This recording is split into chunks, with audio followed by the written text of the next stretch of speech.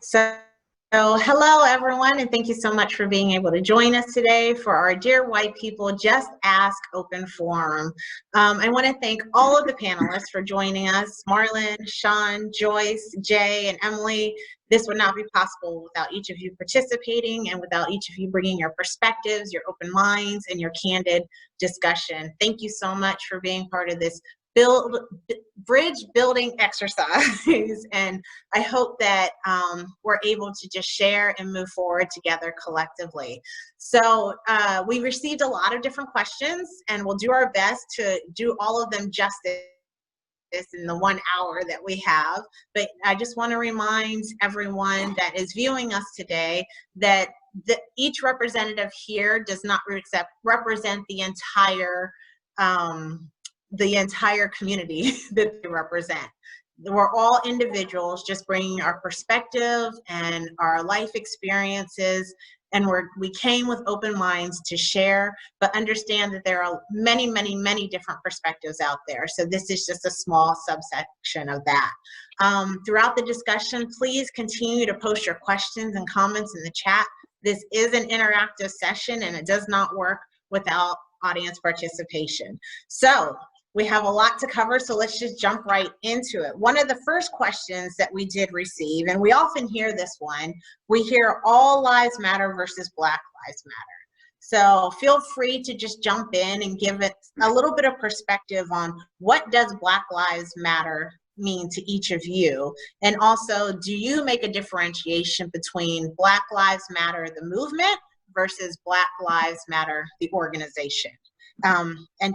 And a lot of times we hear the question, do you really mean that all lives don't matter? So feel free to jump in and answer that. Well, I'll go ahead and jump out there first. You know, for me, I do make a differentiation between the organization and the sentiment. You know, honestly, I couldn't tell you too much about the organization itself, but for me, it really is kind of a rallying cry right now, which is, you know, so if you ever see me post anything or, you know, use those words, it's really just a reminder or really a beckoning to say, let's turn our attention to the issues that we're seeing right now and change our mindset and get an understanding that Black lives actually do matter. You know, it reminds me, even like back in the 60s, you saw some of the protests where people were walking holding a sign saying, "I am a man," right? And it was that, you know, change our mindset. I want to be treated like a human being. I want to be treated like a man. And I think that's the same sentiment behind this whole Black Lives Matter statement, is that, you know, let's treat people with the same level of justice and care, regardless of their skin color, and especially what we've been seeing happening with the Black community. That's why it's important to say it in these days. Yeah, I agree, Marlon. And I probably, up until about 5 years ago, would have not understood it as well as I do today. But the last 4 or 5 years, I've been mentored by an African-American pastor in my hometown. We've actually ended up doing ministry together. And during that time, what I've learned is that, of course, all lives matter. But one of the sticking points that he taught me was, until Black lives feel included in all lives, then we have to be specific about the Black lives. And that's what did it for me. That's what turned the corner for me. So that's how I try to explain it. But there's still a lot of pushback.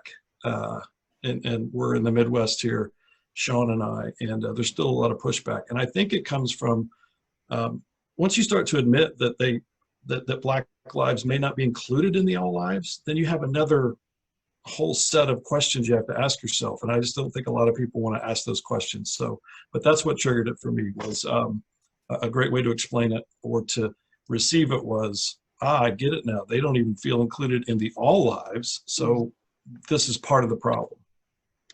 I think one of the ways that has been helpful in explaining it to people who have asked me is, well, two kind of metaphors to go with that. One is, if a house on your street was on fire, would you say to the fire department, all houses matter?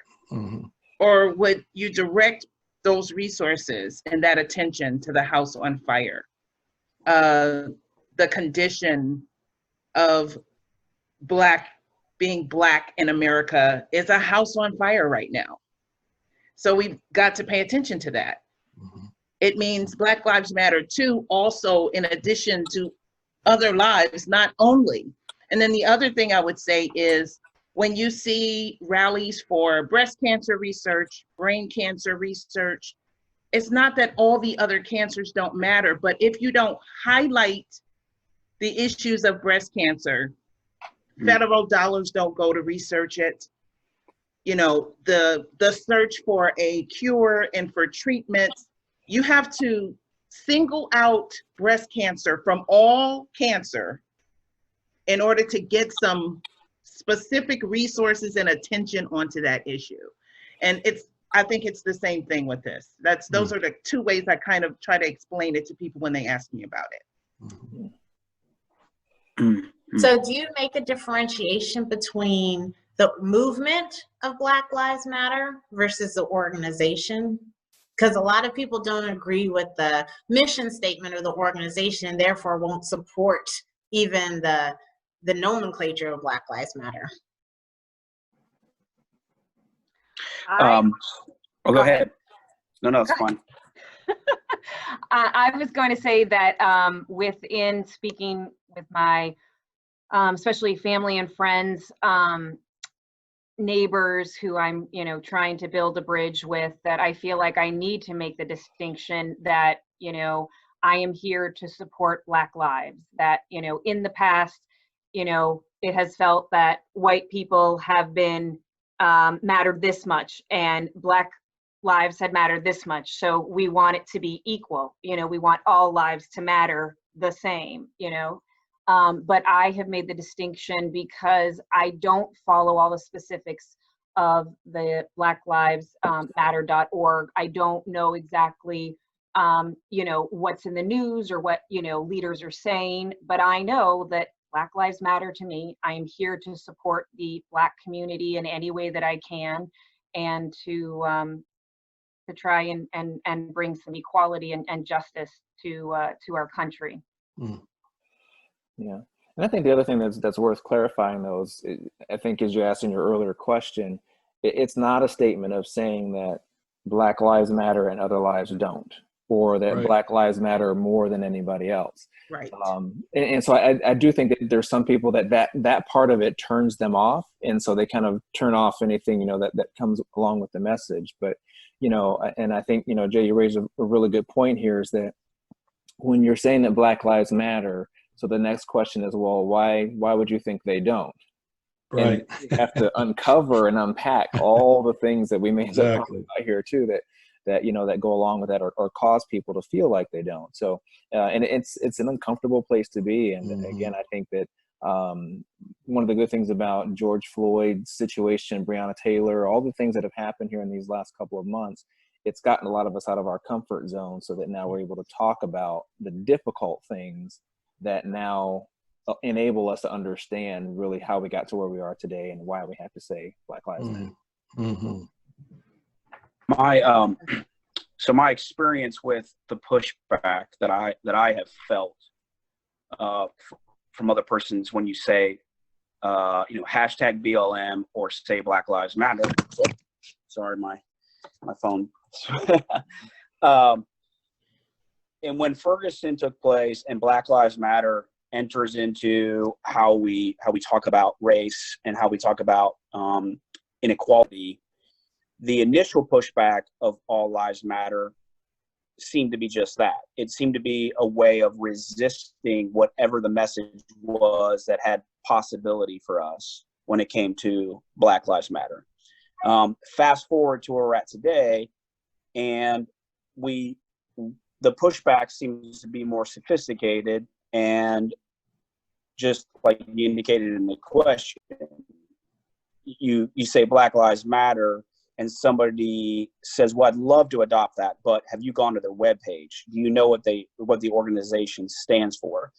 And so we've moved past the initial statement, and so we're not even dialoguing anymore about the topic at hand. And so that's what for me, it creates grief and sorrow, because what seemed to have possibility of opening a better chapter for us and discussing, yes, this group of people within our community, within our society, has yet to have a complete place at the table, is still asking for that place, is still seeking that place. Why has that not happened? Why is it not there? Has been, that conversation was like just getting started, and now it's hijacked by, oh yeah, but you got to look at their website. And so for me, I continue to say the phrase, I continue to, just sign off on that being a very real need. Black lives do need to matter for the reason that it came about. And when somebody, especially being in a position that is clergy related or pastoral related, and somebody wants to push back from the declarations of their webpage. In fact, I've had people do that. I just go, I know what it says, but I'm still going to say the statement, Black Lives Matter. The organization and what they have on their website, whether I want to sign off on that or not, the phrase itself needs to continue to echo. It needs to continue to be said. It needs to continue to be reminded, because here we are, but we're 7 years after that spot, and we're having forums. We're having forums to somehow inoculate into the lives of people a possibility of thinking different about how race plays out in our society. It's baffling. It's so interesting. It's so interesting, Sean. I'm sorry. I'm just sitting here, and you just made me think of. I guess it's hypocrisy, but to me, it's almost humorous. Yes, go to their website. If you're going to say that, do you really know what they stand for? The same groups of people in the political realm on either side will say, well, yes, I support Trump. I don't like everything that he does, but that doesn't translate when you talk about Black Lives Matter. The Democratic side, well, I don't agree with everything that they do, but you got to look past that and get down to the real. But when it comes to Black Lives Matter, that's off limits. You can't say, well, I don't agree with everything, but I just want to say Black Lives Matter. No. If you support Black Lives Matter, you're lumped in with everybody else. But anywhere else in the politic, it doesn't take place like that. So it just makes me laugh.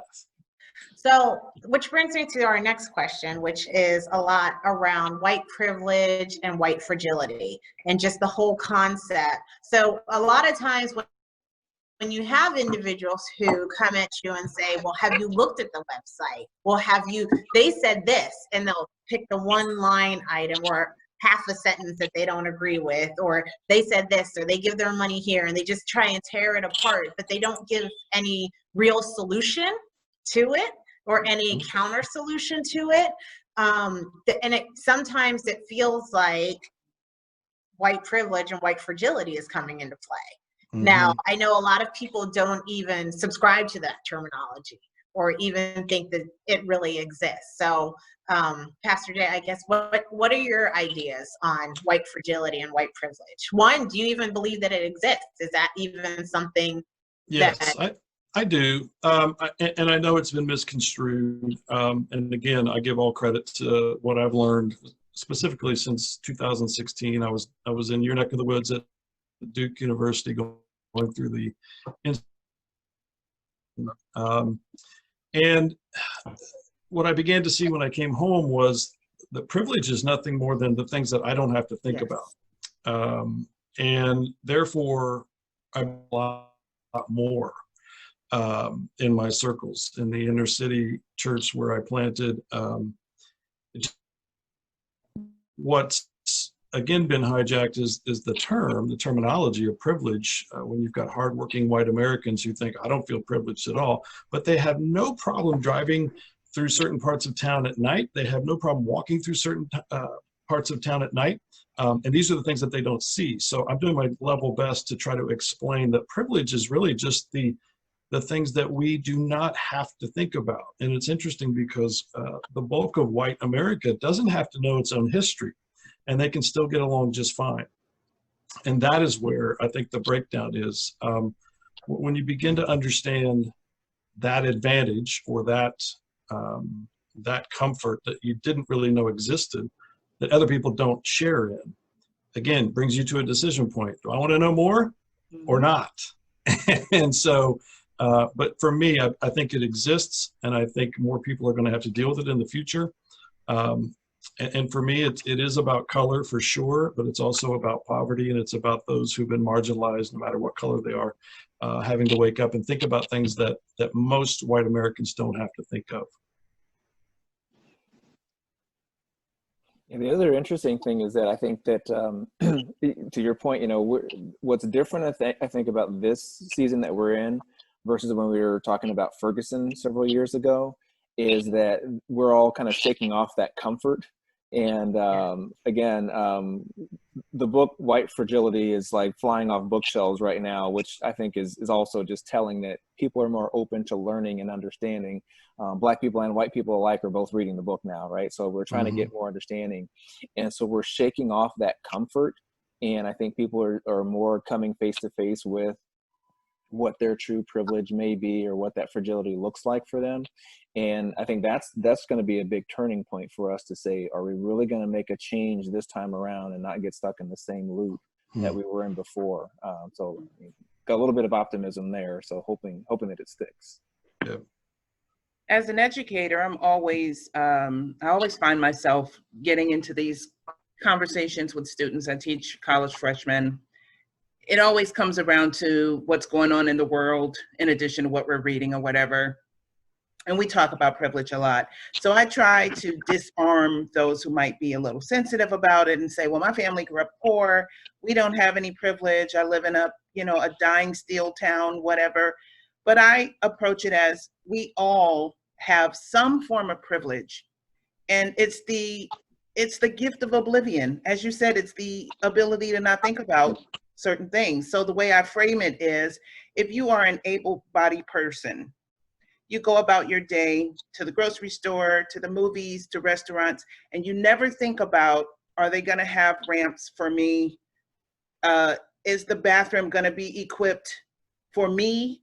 I ask them as an exercise, I always ask my students, name me one movie, say a romantic comedy, that stars a person in a wheelchair in which the wheelchair is not part of the story.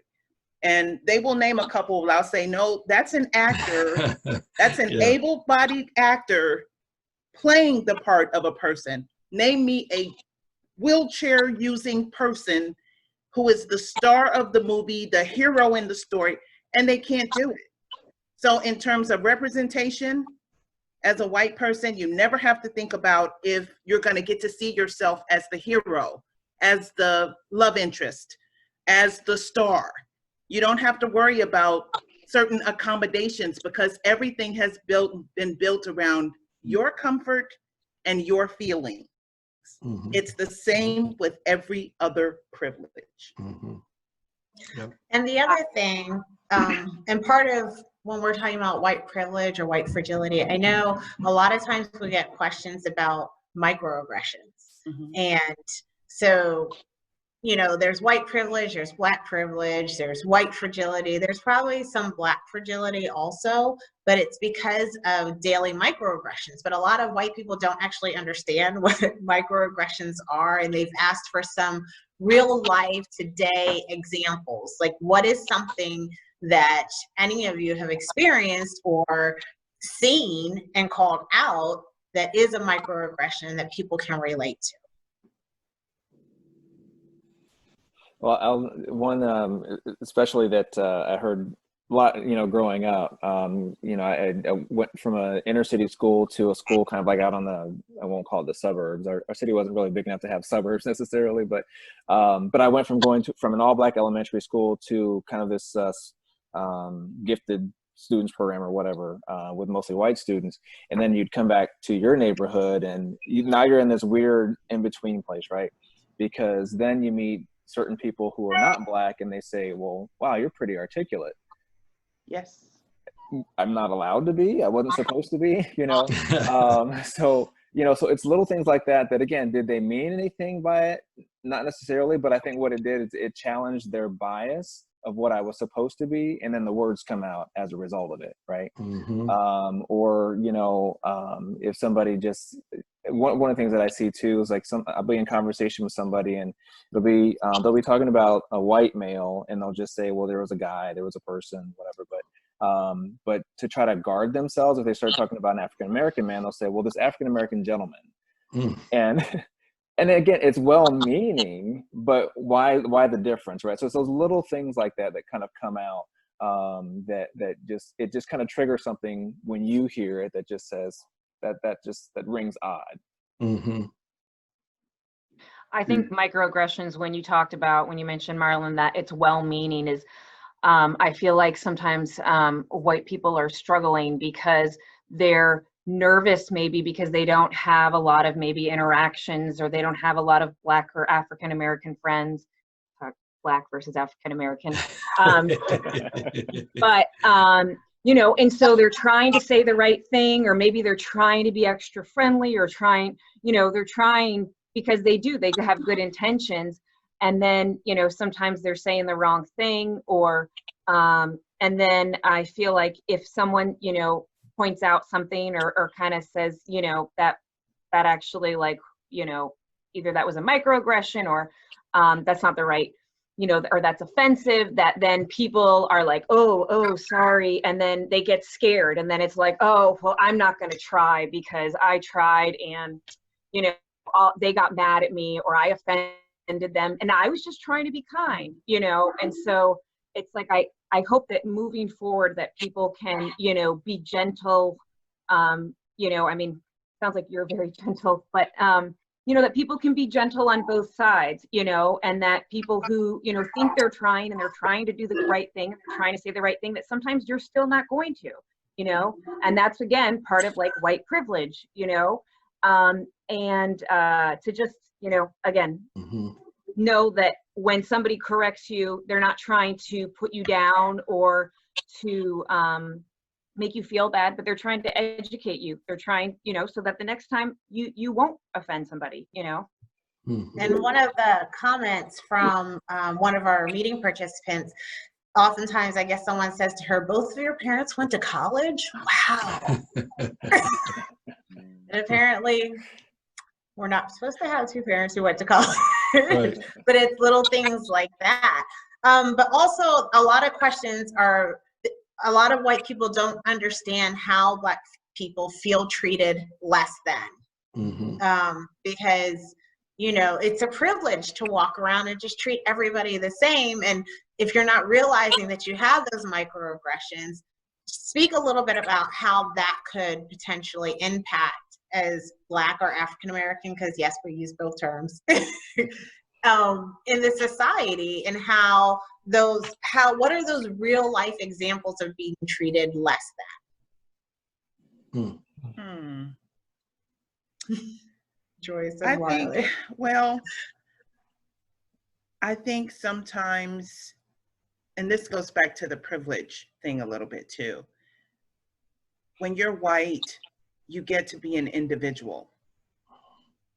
And so if a 21-year-old white guy walks into a church and murders 9 African-American worshipers, everybody thinks of him as him. When you're Black, and probably other minorities, of course, other minorities as well, you represent the group, so that people treat you as though you have something you should explain, or that you're guilty of something because, you know, and we're going to get to the discussion of Black on Black crime, but that's what that discussion is all about. Explain your community. Why do you all have this problem? And not think of it as individuals who do certain things. You know what I mean? Everybody else gets to be who they are on their own. But you do feel like you're treated lesser than when you have to explain the whole group. And sometimes, and this, I'll circle back to microaggressions. Sometimes when you interact with white people who don't have Black friends, they don't have people in their homes or in their lives that they communicate with or interact with on a daily basis, they will use you as the person to get all their curiosities out. They want to know about your hair. Yeah. And I've went to a predominantly white high school. I can tell you some of the questions that I got asked over and over. Were you in a gang? Have you ever been raped? Shocked to find out that my parents were married at the time. My dad is now deceased, but they were married until he was deceased, because they think most of us come from single parent homes. You know what I mean? Like all the questions. And they want you to be the one person to feel all of their curiosities. That is a way of treating someone as lesser than. Mm-hmm. And also another question that a lot of people get, or a statement rather, because, you know, when you're in that situation, Joyce, where you have a group of white people who don't have a lot of exposure to Black people. I grew up in that type of environment. So a lot of my white friends would come to me and be like, you know, I just don't see color.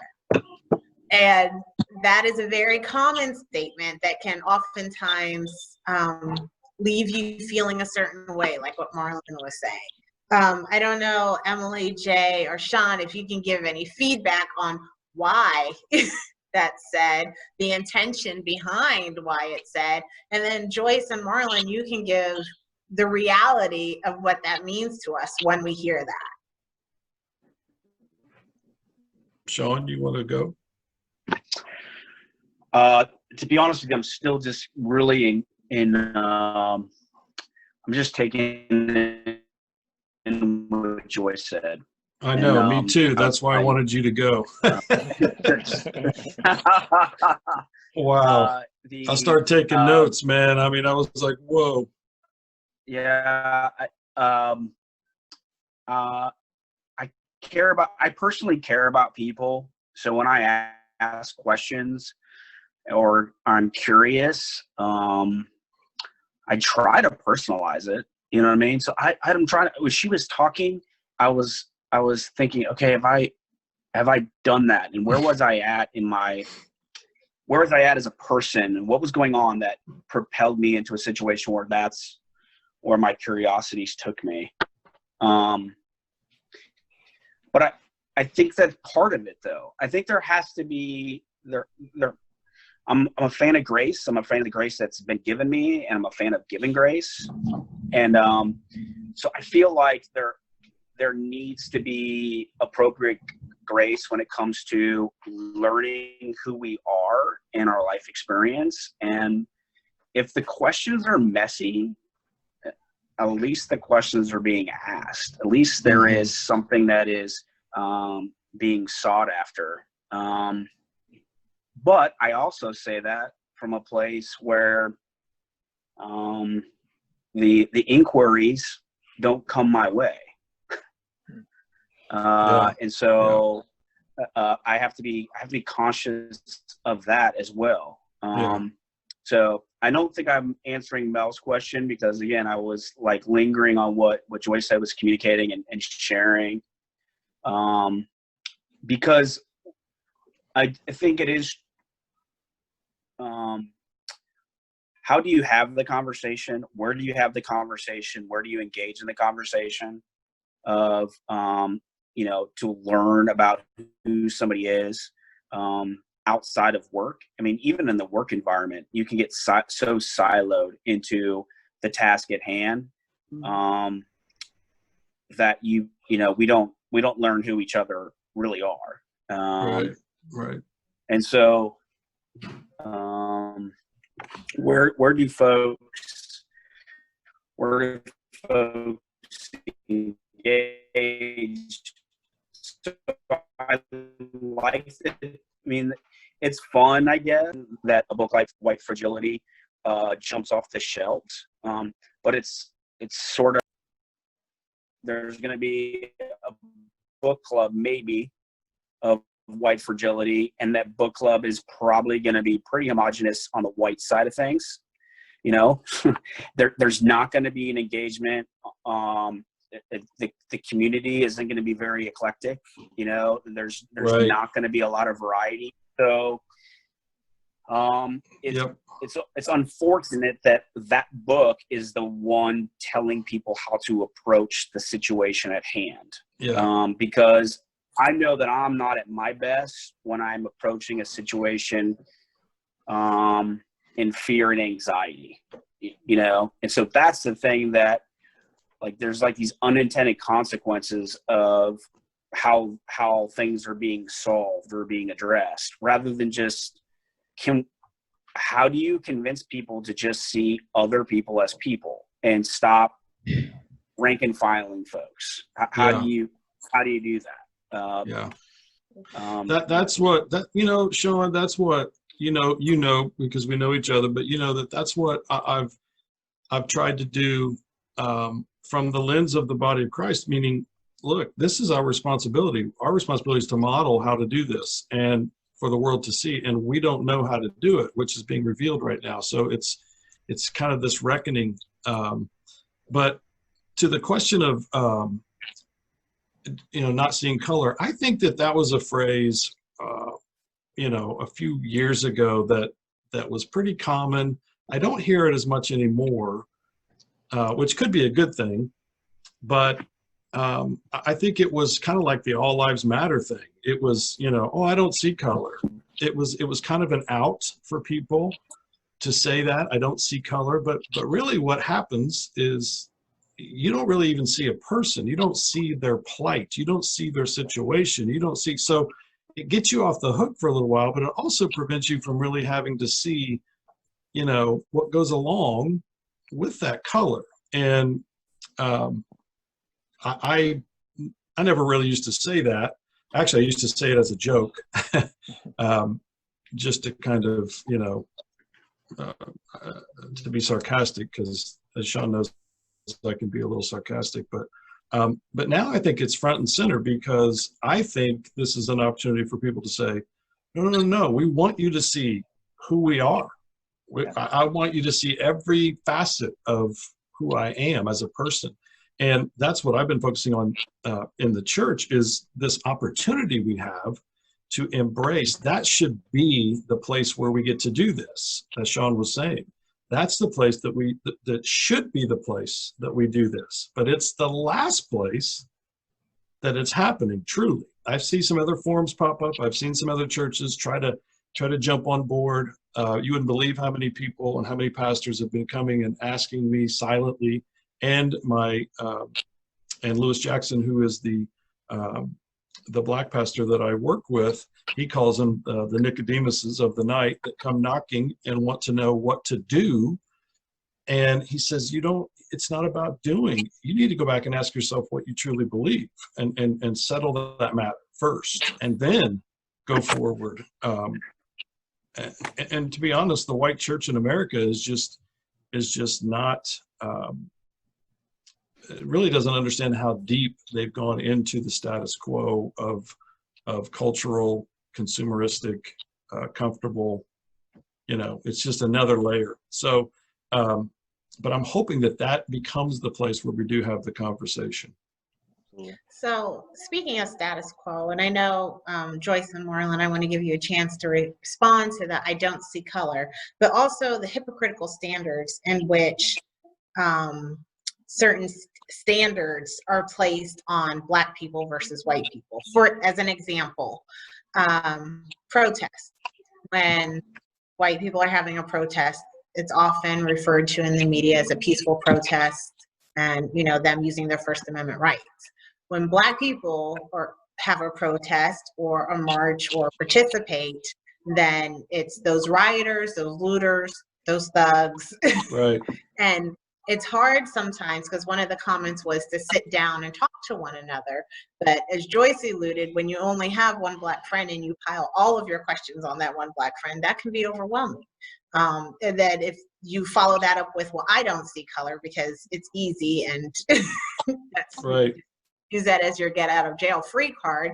And then you sit down and you watch the media call your brothers and sisters thugs. Mm-hmm. So all of that together, how does that package into part of the Black experience here in America.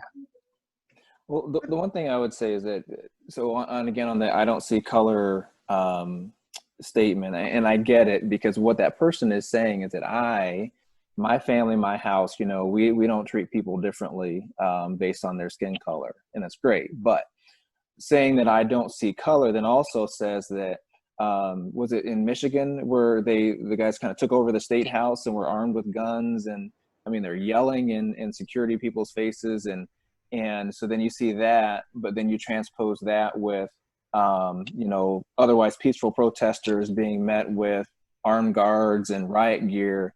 And so now that person is saying that they don't see that.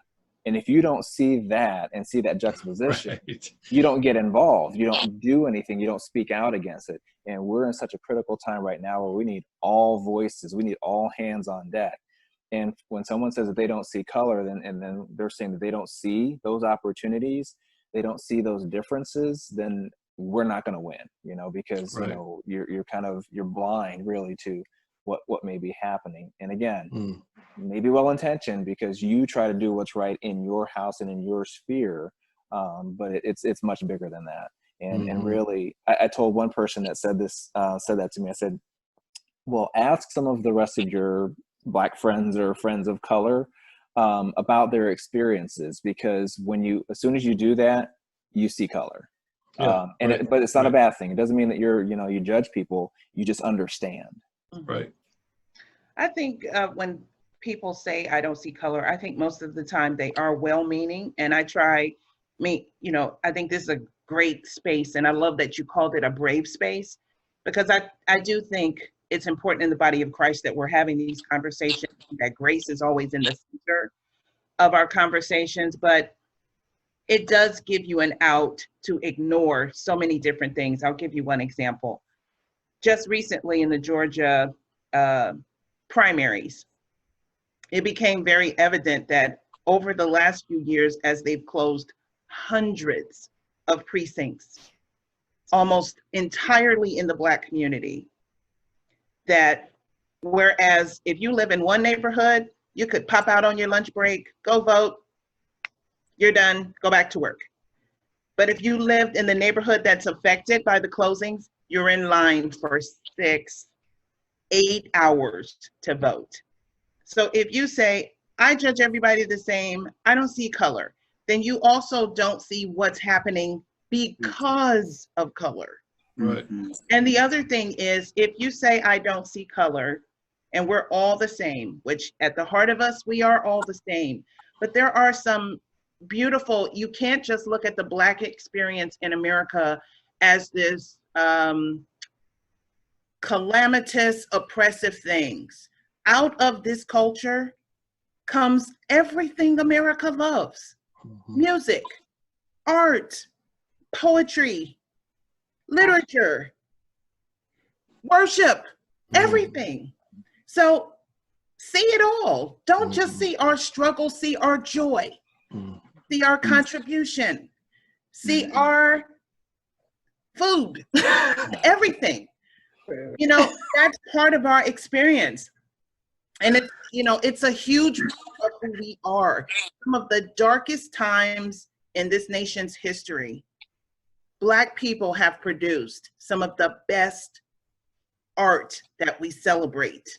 The blues, Motown came out of the 60s, the protest music, some of the great gospel greats and the songs that they sang, Mahalia Jackson at the March on Washington. See that too. Marian Anderson, when the Daughters of the Confederacy or whatever they were called, denied her an opportunity to sing, in Washington, D.C. She went to the Lincoln Memorial and gave the concert of her life. That's part of it. That's part of our experience. So when you say, I don't see color, as well-meaning as that is, you're erasing so much good. Yeah, I think that's one of. Sorry, which brings me to one of the other points and one of the other questions that was raised in regards to a lot of white families adopting Black children. And are they the white saviors, or are they just good do-gooders? And traversing that fine line on their responsibility to their new children and helping them understand their culture, their background, and what they could potentially face in the future growing up Black in America, versus just wanting to give a baby a home and doing the best that they can. So how do they handle that? Well,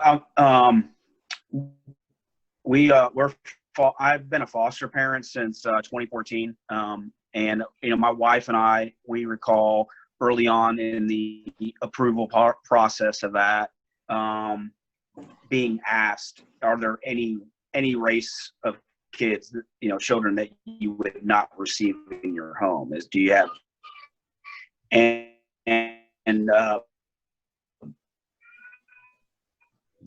we were kind of baffled that was a question, to be honest with you. But where we were at the time was in the foster care system. We're predominantly white. So, however, our daughter has a Hispanic. She was given a Hispanic name at birth. We've since changed her name. We did that for a variety of reasons. It was not. Yeah, I'm pausing because I want to be authentic with my answer. There wasn't an aversion to her ethnic background. We just felt like it was the best long term for who she was, what was happening in our family at the time. And so that's where we landed. But having said that, I'm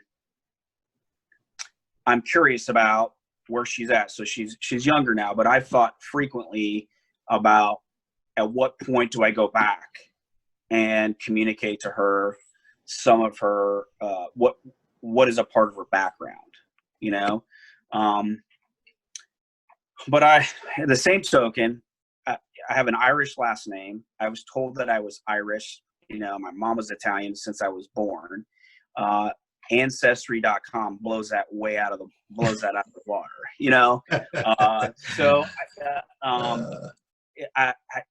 I don't know. I don't have a good, so being somebody in that position, I don't know. I have a number of friends that have adopted children from China.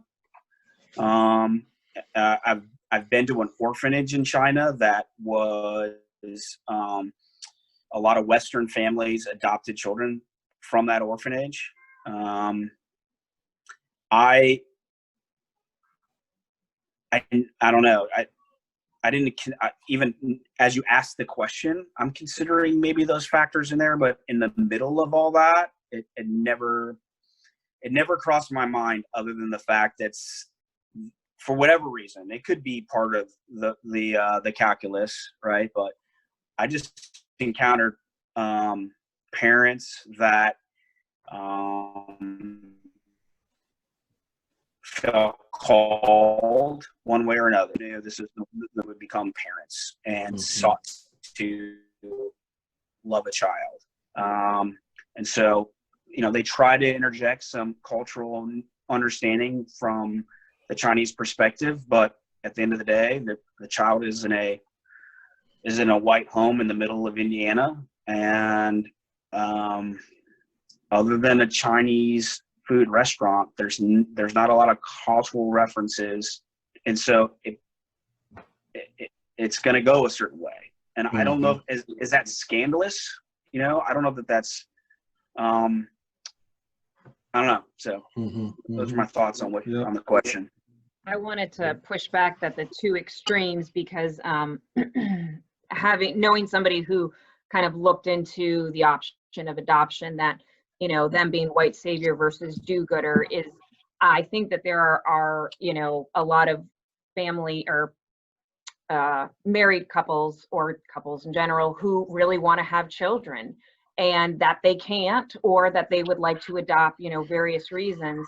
And what I had heard was that it's really hard to find children to adopt, and especially like if you are looking to, I don't know if I'm totally going off topic, but if you are looking to like adopt a white child, that it is like hard to come by in the United States, and especially in states where abortion is legal, there's even less white children available.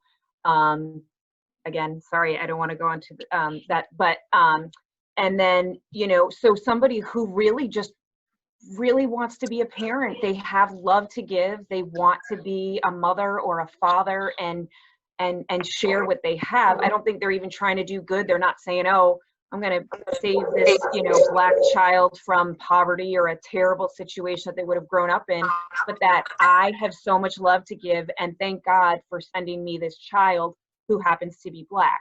But I do think that there is a responsibility for those parents, or even for a parent maybe of an interracial couple, and you know, maybe the Black parent is no longer, you know, if they're not together or something, and so the white parent is raising them, that there's a lot of work in that, a lot of research and trying to figure out, you know, and doing what they can. And, you know, in some places, there's not going to be a lot of opportunities for letting them engage with their, you know, their culture.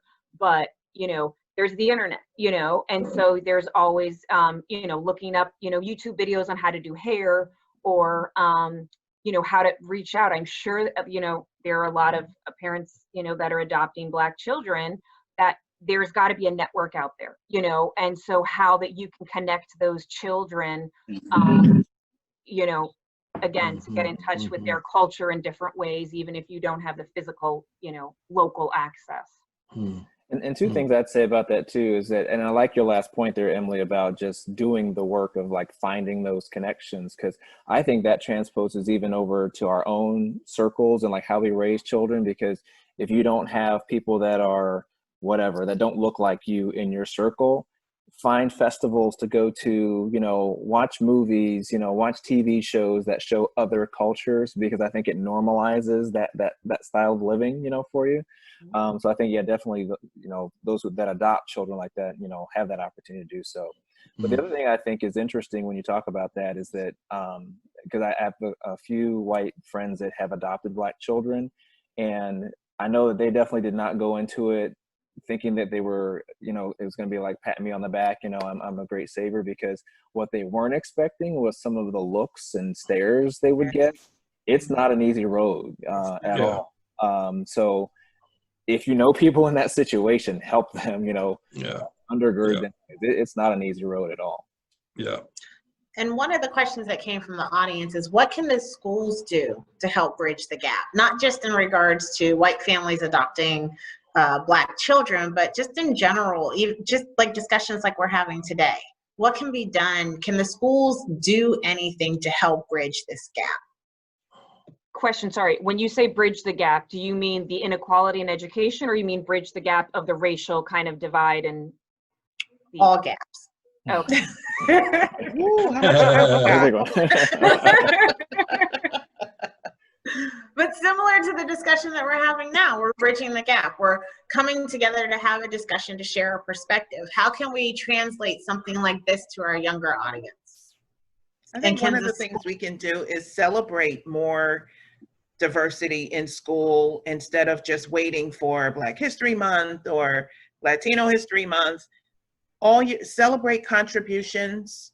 The more exposure that our students get to the wider world around them, the more comfortable they'll be with engaging it.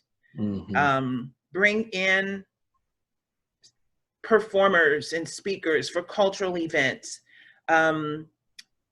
For a lot of my students, I know this because they tell me, they will come up to me sometimes after the first class and say, "You are the first teacher of color I have ever had." Wow. At 18 and 19 years old. Never had one. So just exposing, you'd be surprised. There's a generation of kids now who, for the 8 years that they were in their formative years, Barack Obama was president. So they only ever knew that there was a Black president. So it's normal to them. It's no big deal.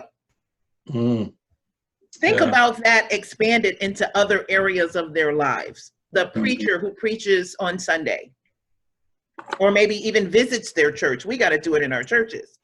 To have speakers come in who are from different races. For younger people, that then becomes the norm. Right. You learn to accept those voices. And it's not any big thing. We're not trying to indoctrinate you or anything like that. It's just life.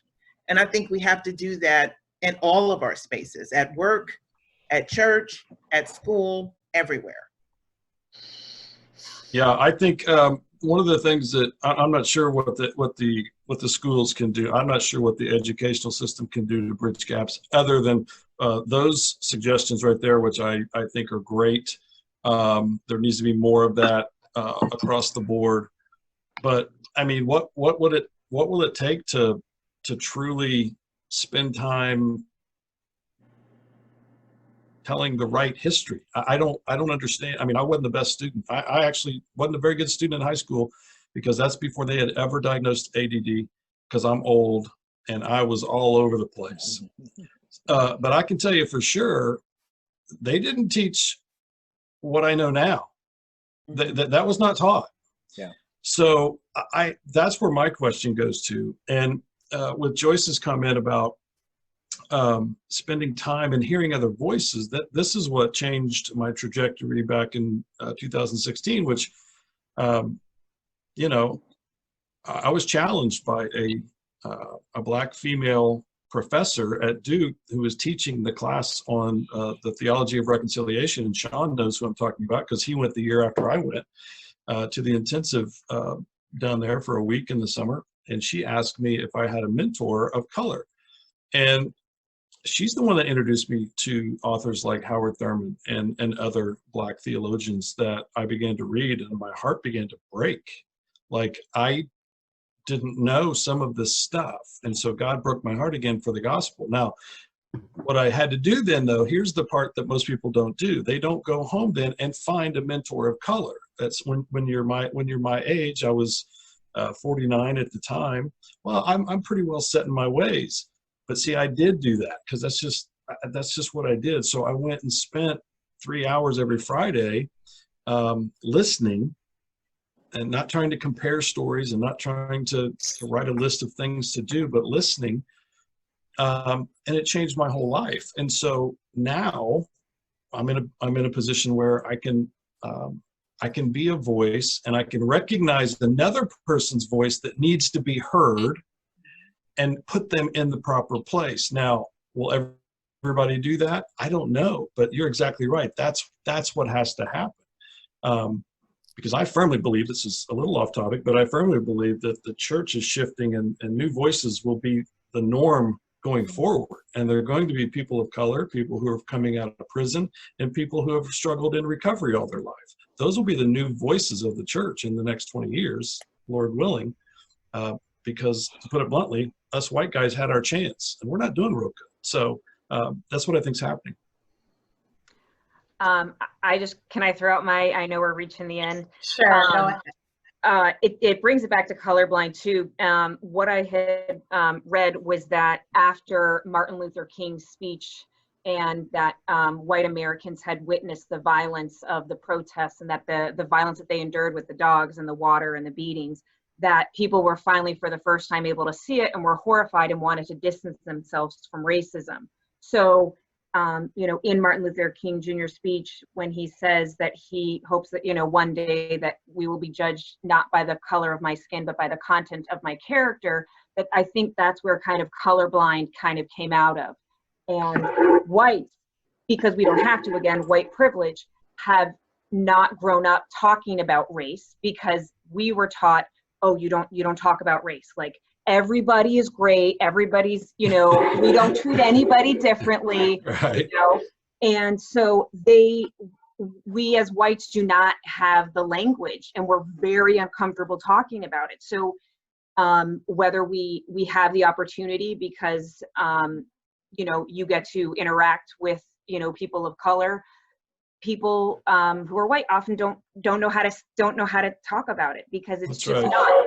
So if we could bring those conversations and normalize it into school, instead of, you know, a child or an adult at 18 having, you know, talking about race for the very first time, possibly, you know, when they're having maybe their first, you know, Black professor or Black teacher, you know, that we can start that when they're young. And again, we're not trying to indoctrinate them. We're trying to educate them. This is the world. This is America, you know, and, you know, they should be able to see, like you said, Joyce, all of the beauty that the different cultures that exist in the United States, that we are so lucky to be next to each other and enjoying all the different kinds of food and, you know, all the things that everybody brings, you know, to this beautiful country, you know. And so, yes, again, not 1 month out of the whole school year, but, you know, Black history is part of American history. It shouldn't be separated,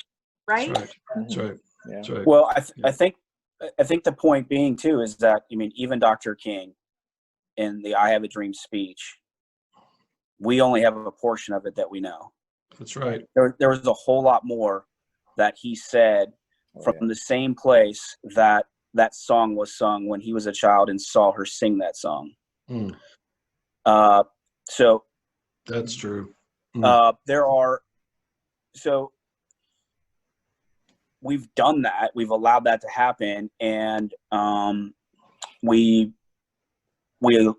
continue to allow it to happen as long as, and I think that, you know, as we're in agreement, there's been a lot of agreement to the fact that the history and the story of what has taken place in our country over the course of just, you take 1950 to the present, there are, man, has it been whitewashed. Yeah. It has been whitewashed. And there is a ton of lead up even to that, that you got to continue to mine out. And so the difficult part is looking at that situation and going, what am I going to do about it? And so it's a lot easier to say, man, I don't know, I'm colorblind, I'm just moving forward. Right. Versus to say, wow, that really contributes to why I have the pile of bricks I have today and the education I have today, and like all the things it contributes. And because the American story and the one that we champion is this idea of rags to riches, or, you know, the stick-to-itness or the ingenuity and those things. And to say that somehow, if I'm successful, that I had something in my corner somehow like diminishes the fact that I deserve a Hall of Fame award, or I'm, you know, and it's a pride thing for sure. There's no doubt there's a pride thing kind of contributing to it. I personally, I just know that I'm responsible in my own home. Like, I live in a small community, so it seems like, you know, it would seem like I'd be able to do a whole lot in my community. I know first and foremost, the number one place I need to be a voice for a different understanding when it comes to race and to the history of people, is I just got to be a better voice in my house. I have to do that first and foremost. And then given the opportunity in the community that I'm in, whether it's social media community or work or on the street in my neighborhood, I need to be willing. I need to have the courage to say, there's more to that story. There's more data out there. There's more, just quoting the statistic and thinking that you got it all wrapped up. Just back off a little bit and dig deeper. And there are some people that handle that pushback, and they're like, okay, and they ask questions or investigate. And there's some folks that, you know, they just receive that as combative, and they're not going to make the adjustment. But man, Joyce, that was a great point that you made about I'm on the opposite side of that. If I'm transparent and honest with the group, when Barack Obama is running for president, I'm on the side of we're going to have our first person of color, our first Black man be president. Is that okay? Mm-hmm. Mm-hmm. Right? Like, are we going to actually allow that to be the case? Mm-hmm. That was still part of the narrative. Mhm. Now that's no longer a part of the narrative, and so Right. it has taken place. Mhm. And there are folks that I think that are contending to say we tried it and that wasn't okay, which is malarkey. brings up a whole nother thing. That's right. Yes, but That's but I right. do want to be That's right. respectful of everyone's time. I know that we are past the hour. I don't know if we can come to consensus on continuing, or do we want to go ahead and schedule another session? Because there are some things that you brought up, Sean, as far as knowing about things that happened in the past and how they impact things today, that I would really like to dive into, especially when it comes to systemic racism and what that is, what that looks like, and what are the true impacts of that today. I would like to be a part of that, but I would like to do another event, or if that's okay. But I'm more than happy to And we certainly acquiesce to can, the because team. yeah, Yeah. there are lots of other questions that I would like to get your perspectives on. I would like Joyce and Marlon to chime in, because I think through this discussion, we've realized that we may view some things that similarly, but there are some key differences that make us all think a little bit deeper. And I think in having these discussions, in building this bridge, in tearing down walls, we all need to go a little bit deeper. We need to understand what is what. And I was telling my husband earlier that, solutions can only be determined when the problem is clearly defined. Right. Because if you say the answer is 4, there are different ways to get to 4. It could be 2 + 2, it could be 3 + 1. But if your solution only focuses on the odds or only focuses on the evens, yes, you get to a solution, but it's flawed. Right. And there needs to be more work done, because it needs to be the same for all. And that's what we're here to talk about. That's the bridge that we have started building. So yes, there will be another Dear White People Just Ask open forum. And I want to thank each of you for your time. I hope that you can participate again, because you each brought different perspectives, different insights. I want to thank our audience and those who chimed in today on the chat, all of the participants. Again, your openness, both in the chat and on the panel, is the only way that this conversation can continue. And I pray this session was insightful for all of you, and it left you more prepared to continue working in your homes, like you said, Sean, in your communities, and in any spheres of influence that you inhabit. We are going to be starting a virtual protest event, and that will be on the core team page. And I will be setting up another open forum for us to continue the discussion and continue building that bridge and to continue gaining perspectives. So to all of the meeting participants in the chat, continue to submit your questions, because we want to dive in. We want to understand. We need to go further. And to all the panelists, I thank you. I thank you. I thank you. Thank you. So have Thank a you. wonderful evening. Good night, You too. everybody. Appreciate it. Yeah, Blessings. Thank you. Blessings to all. Yes. Yes. You too. You guys are awesome. So nice talking.